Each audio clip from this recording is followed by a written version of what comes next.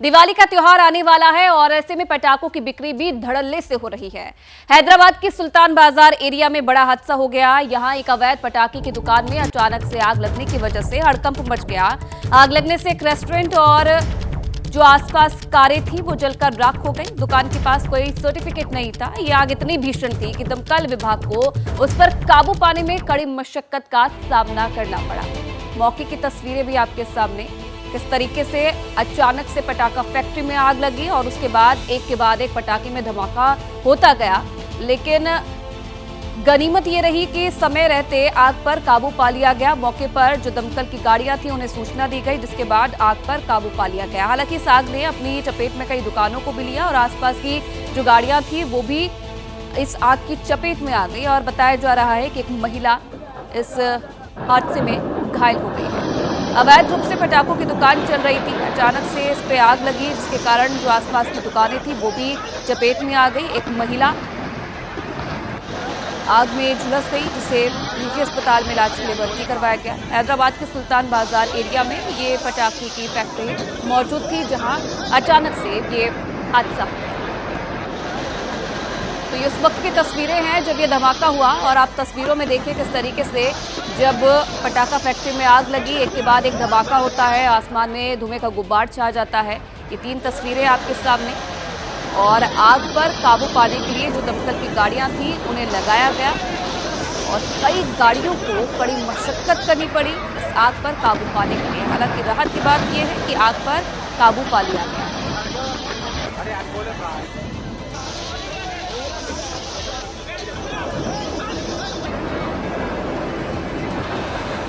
और चलिए आगे बढ़ेंगे तो दिल्ली की जामिया यूनिवर्सिटी की छात्रा ने प्रोफेसर पर गंभीर आरोप लगाए हैं। छात्रा ने आरोप लगाया कि प्रोफेसर हिंदू धर्म को लेकर बरगलाते हैं। छात्रा ने यह भी आरोप लगाया कि प्रोफेसर कहते हैं कि कोलकाता में लेडी डॉक्टर से रेप इसीलिए हुआ क्योंकि वो हिजाब नहीं पहनती थी। छात्रा की शिकायत के बाद दिल्ली पुलिस जांच में जुट गई है। प्रोफेसर ने कहा रेप उन्हीं का होता है जो हिजाब नहीं पहनती है। 19 अक्टूबर को छात्रा ने दिल्ली पुलिस को शिकायत दी थी। जामिया का ये पूरा मामला, हालांकि दिल्ली पुलिस ने छात्रा की शिकायत पर अब पूरे मामले की जांच शुरू कर दी है। जामिया यूनिवर्सिटी के प्रोफेसर पर छात्रा ने आरोप लगाए हैं, कई गंभीर आरोप लगाए हैं। दिल्ली पुलिस को जामिया यूनिवर्सिटी की एक छात्रा ने शिकायत दी है कि उसको यूनिवर्सिटी के एक प्रोफेसर ने ये कहा है कि जो लड़कियां हिजाब नहीं पहनती हैं रेप उन्हीं के साथ होता है। इसके अलावा छात्रा ने अपनी शिकायत में ये आरोप भी लगाया है कि वो प्रोफेसर उसके हिंदू धर्म को लेकर के उसको बरगलाते रहते हैं। इस वक्त हम जामिया यूनिवर्सिटी के बाहर ही हैं और आपको बता दें कि 19 अक्टूबर को ये शिकायत जो है वो छात्रा की तरफ से दी गई है, जिसमें ये भी आरोप लगाया गया है कि प्रोफेसर जो है वो कोलकाता रेप कांड को लेकर के उसे सबक सीखने को कहते हैं। और इसके अलावा ये भी उससे कहा है कि कोलकाता रेप विक्टिम का रेप जो है वो इसलिए हुआ था क्योंकि वो जो है हिजाब नहीं पहनती थी। तो 19 अक्टूबर को ये जामिया में पत्रकारिता के बैचलर कोर्स की छात्रा ने दिल्ली पुलिस को जो है वो शिकायत दी है। और फिलहाल पुलिस का ये कहना है कि इस मामले में जो शिकायत दी गई है उसकी जांच जो है वो जारी है। जो शिकायत के जो फैक्ट्स बताए गए हैं उनकी जांच जो है वो की जा रही है। और उसके बाद हालांकि अभी तक दिल्ली पुलिस की ओर से इसमें एफआईआर जो है वो दर्ज नहीं की गई है। लेकिन 19 अक्टूबर को जब छात्रा ने शिकायत जो है वो दी थी इसी जामिया नगर थाने में, तो उसके बाद पुलिस जो है उस छात्रा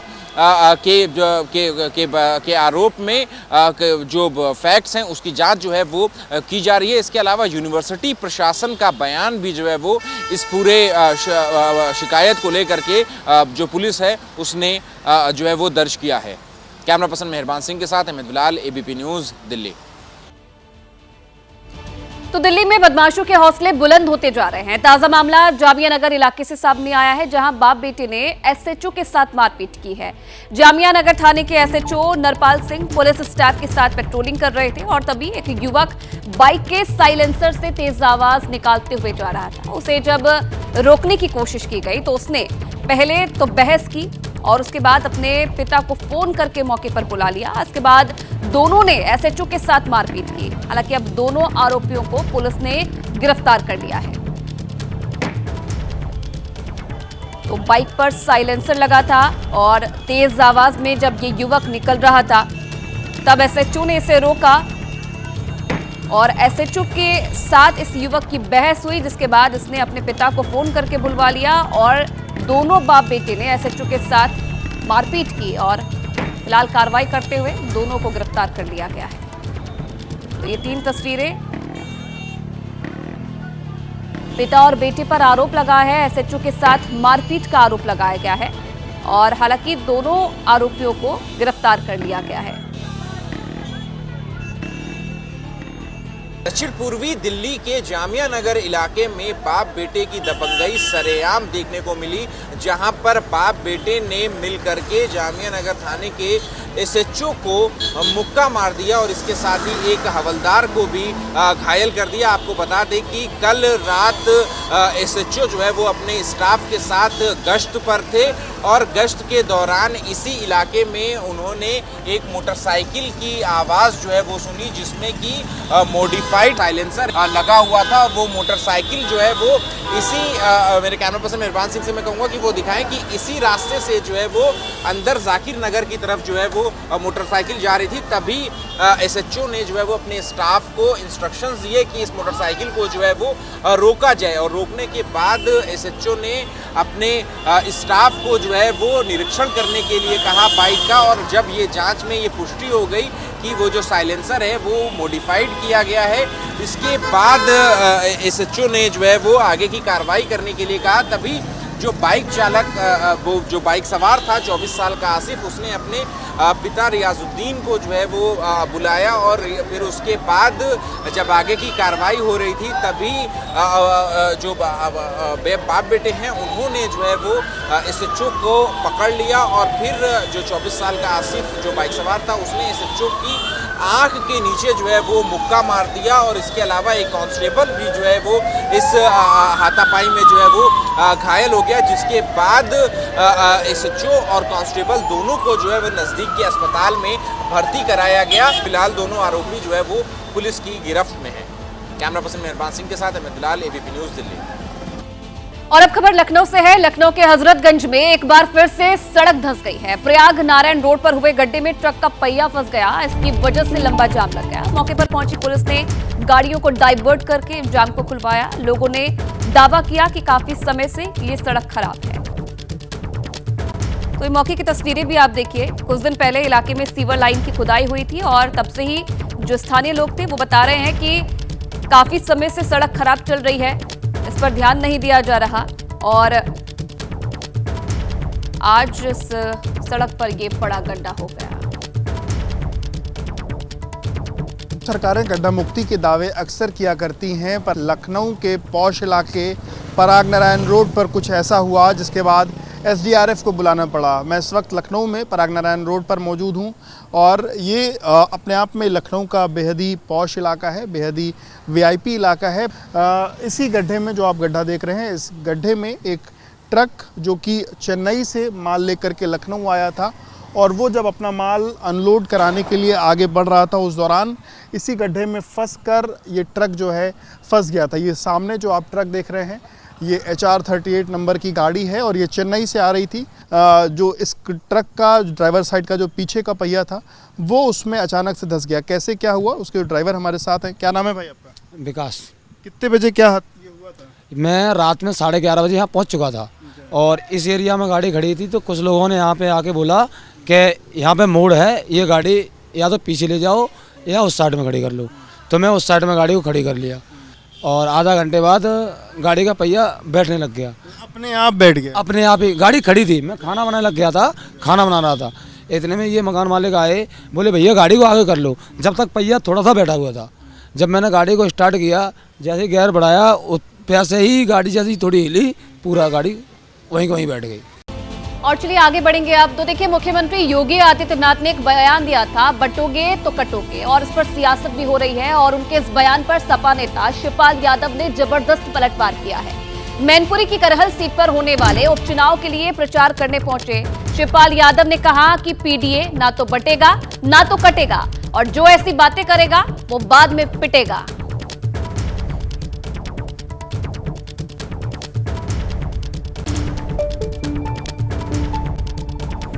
पीटिए, न तो बटेगा न कटेगा, और जो ऐसी बातें करेगा बाद में पिटेंगे। तो यूपी के सीएम योगी आदित्यनाथ का एक रैली के दौरान दिया गया बंटेंगे तो कटेंगे का नारा मौजूदा वक्त में देश की चुनावी राजनीति में टॉप ट्रेंडिंग बना हुआ है। लोकसभा चुनाव में जातियों के फेर में फंसकर कई सीटें गंवाने वाली बीजेपी को सीएम योगी के स्लोगन में जातिवारी राजनीति की काट और हिंदुओं को एकजुट करने का संदेश नजर आ रहा है। वहीं विरोधी इसे आने वाले चुनाव में बेअसर मान रहे हैं। सवाल यह है कि क्या वाकई ऐसा है? नारे पर होती सियासी तकरार और उसके असर को सामने रखती ये रिपोर्ट आपको जरूर देखनी चाहिए।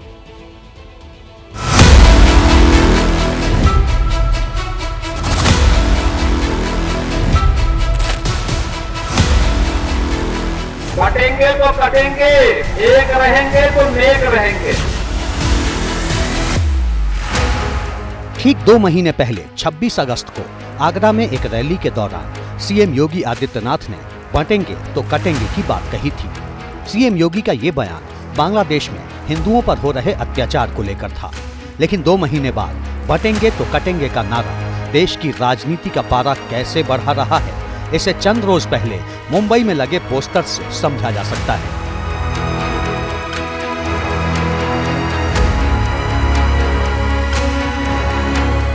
मुंबई की सड़कों पर लगे इन पोस्टर्स पर योगी आदित्यनाथ की वही बात लिखी है जो उन्होंने 26 अगस्त को यूपी के आगरा में कही थी, बंटोगे तो कटोगे। बटेंगे तो कटेंगे।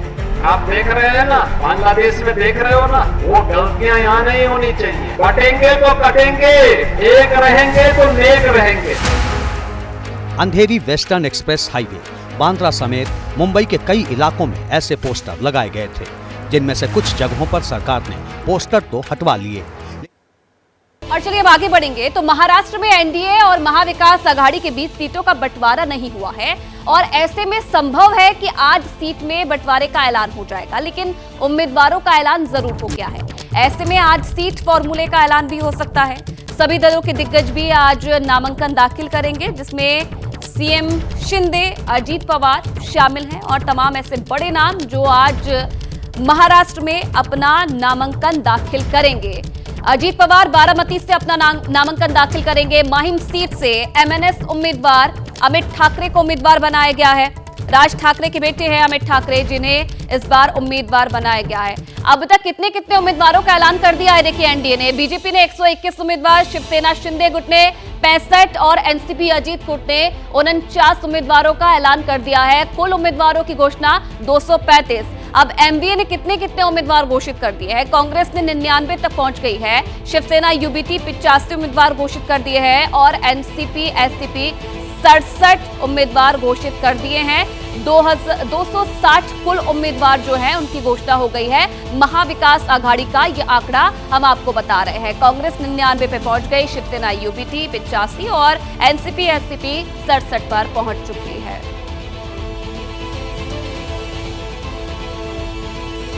तो देखिए लगातार महाराष्ट्र की तस्वीर हम आपको बता रहे हैं। सीटों को लेकर उथल पुथल मची हुई है, लेकिन माना यह जा रहा है कि आज जो है इसका ऐलान हो सकता है कि किसे कितनी सीट मिल गई है।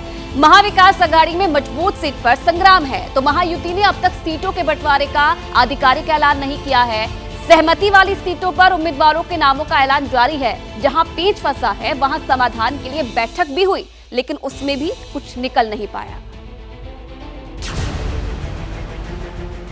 कैमरे पर एकजुटता का संदेश दिया जा रहा है। सभी 288 सीटों पर जीत की बिसात बिछाई जा रही है। सहमति की सीमा 277 सीटों को पार कर चुकी है, लेकिन 11 सीटों पर पेंच फंस गया है, जिसे सुलझाने के लिए देवेंद्र फडणवीस के घर महायुति की बड़ी बैठक हुई। छोटे दल आरपीआई को न्योता नहीं गया तो कैमरे पर व्यथा व्यक्त कर दी। हमने 2 सीट की मांग किया है। रिपब्लिकन पार्टी को 2 सीट मिलनी चाहिए, तो 1 सीट का तो वादा माननीय देवेंद्र फडणवीस जी ने बीजेपी की तरफ से दिया है और दूसरे सीट के लिए मुख्यमंत्री से बात करके उनके साथ बात करके 1 सीट आरपीआई को दी जाएगी। हालांकि देवेंद्र फडणवीस ने रामदास अठावले से अलग से मुलाकात की। तस्वीरों में जो खुशी दिखाई दे रही है वो अठावले की जुबान पर नहीं सुनाई दी। महाविकास आघाड़ी भी अठावले को विदाई पुराण सुना रही है। वो महायुति के नेता है, महायुति में बैठे हैं, मंत्री है केंद्र में, आप सवाल क्यों पूछ रहे हो? आप ये सवाल उनको जाकर पूछना चाहिए। अरे पर नहीं दिया तो हम क्या कर सकते, हम तो हमारी सीट नहीं दे सकते ना, वहाँ मंत्री बनकर रहेंगे और सीट हम देंगे। छोटे दल नाराज हैं तो बड़े दल भी बड़े भाई की भूमिका निभाने के लिए आखिरी दौर के लिए पूरा जोर लगा रहे हैं। 73 सीटों पर उम्मीदवारों के नाम का ऐलान बाकी है, 11 सीटों पर सहमति नहीं बनी है। एनसीपी अजित पवार में समीर भुजबल और नवाब मलिक के बागी तेवर से गणित उलझ गया है।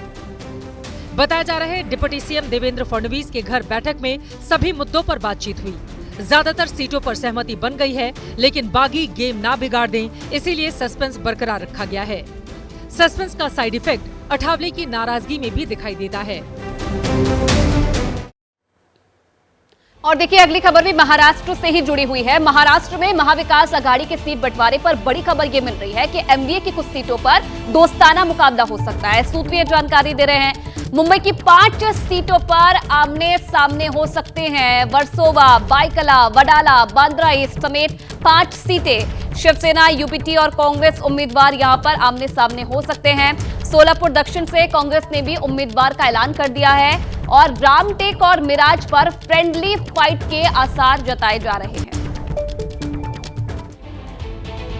तो महाराष्ट्र में सीटों के बंटवारे का पेच दोनों तरफ से फंसा हुआ है। महाविकास आघाड़ी में साफ नहीं है कि कौन बड़ा भाई होगा, कौन छोटा भाई होगा, लेकिन ठाकरे की शिवसेना ने सीएम के रेस में उद्धव की एंट्री करा दी। पूछ भी लिया कि उद्धव नहीं तो कौन। धनुष तीर चलाकर उद्धव महाराष्ट्र की सत्ता में ज्यादा दिनों तक नहीं रह पाए थे, लेकिन इस बार मशाल जलाकर वर्षा बंगले में लौटने की तैयारी में हैं। सीट बंटवारे की फंसी तस्वीर के बीच एबीपी न्यूज को दिए एक्सक्लूसिव इंटरव्यू में संजय राउत ने सीएम पद के लिए उद्धव के नाम का पासा फेंक दिया है। कुछ भी हो, मुख्यमंत्री उद्धव साहब ठाकरे ही होंगे। मैं ये जरूर कहूंगा कि महाराष्ट्र की जनता चाहती है कि उद्धव ठाकरे मुख्यमंत्री। उद्धव के लिए बैटिंग करने के साथ संजय राउत ने सहयोगियों को चैलेंज भी दिया कि इससे बेहतर नाम मिल जाए तो सुझाएं। इस दावे के मायने इसलिए भी बड़े हैं क्योंकि संजय राउत को शिवसेना का आंख और कान माना जाता है। कह सकते हैं कि बोल भले ही संजय रहे हैं, लेकिन शब्द उद्धव के हैं। हम अपोजिशन में नहीं बैठेंगे। अच्छा, ये लोग बैठने वाले हैं अपोजिशन में, हम सत्ता में बैठने वाले। शिवसेना उद्धव गुट ने सत्ता के सपने संजो लिए हैं, लेकिन परिस्थितियां विपरीत हैं। पिछली बार जब उद्धव एनडीए छोड़कर एमवीए में आए थे तो सीटों के मामले में वो कांग्रेस एनसीपी से आगे थे। नंबर गेम उनके पाले में था।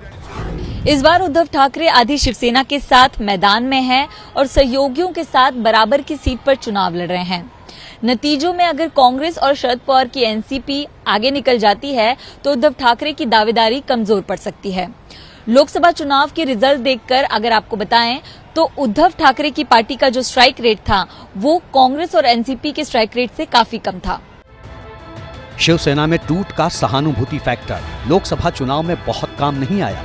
दावे भले ही बड़े हैं, लेकिन उद्धव की चुनौती उससे बड़ी है। हाथों से एनडीए के खिलाफ मशाल जलाए रखनी है और सहयोगियों से आगे भी दौड़ना है। और चलिए आगे बढ़ते हुए अब बात करेंगे पश्चिम बंगाल की। पश्चिम बंगाल के दौरे पर अमित शाह ने ममता सरकार पर बड़ा हमला बोला। अमित शाह ने आरोप लगाया कि ममता बनर्जी की सरकार घुसपैठियों का समर्थन करती है, जिससे घुसपैठ बढ़ता है। 2026 में बीजेपी की सरकार बनते ही सबसे पहले घुसपैठ को खत्म करेंगे। बंगाल के युवाओं को कहने आया हूं, एक सीमांत राज्य है। सीमांत राज्य के अंदर घुसपैठ जिस तरह से स्टेट स्पॉन्सर घुसपैठ हो रही है उसको रोकना है तो इसका एकमात्र रास्ता है कि 26 में भारतीय जनता पार्टी की सरकार है। बंगाल के अंदर रविंद्र संगीत की जगह बम धमाके सुनाई पड़ते हैं। इसको रोकना चाहते हैं बंगाल की जनता, तो इसका एकमात्र रास्ता है 26 में भारतीय जनता पार्टी की सरकार बना। गौ तस्करी, कोयला तस्करी, इसको रोकने का एकमात्र रास्ता है बंगाल में 1 करोड़ भारतीय जनता पार्टी के सदस्य बनाना।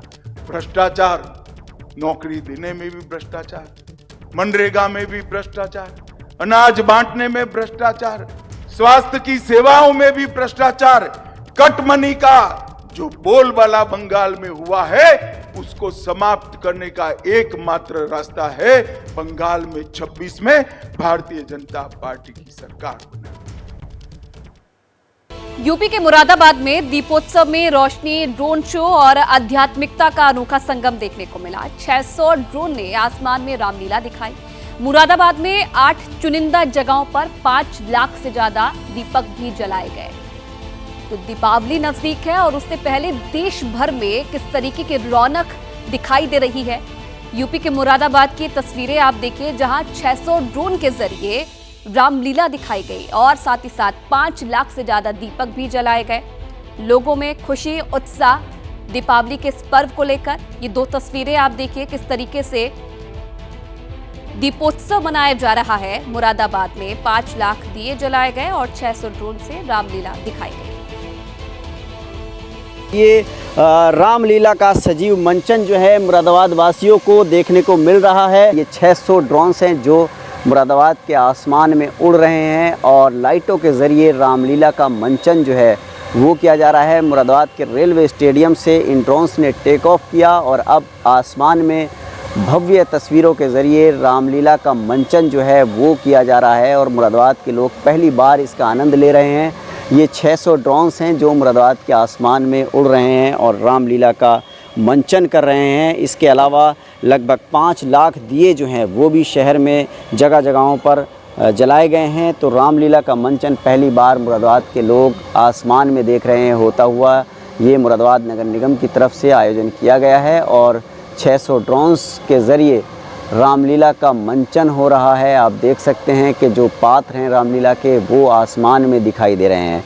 शहर भर के लोग अपनी छतों से इसका आनंद ले रहे हैं और ये भव्य दृश्य मुरादाबाद के आसमान का आप देख सकते हैं और पहली बार मुरादाबाद में इस तरह का आयोजन हो रहा है। जो 600 ड्रोन्स हैं वो उड़ रहे हैं और लोग जो है इसका आनंद ले रहे हैं। सुरक्षा की दृष्टि से यहाँ पुलिस भी लगाई गई है ताकि कोई ड्रोन जो है वो गिर ना जाए।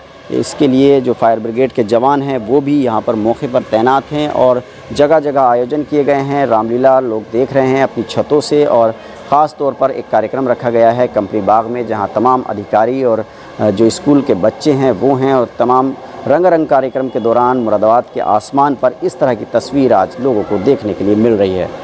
Ubaidur Rahman, news network, Moradabad.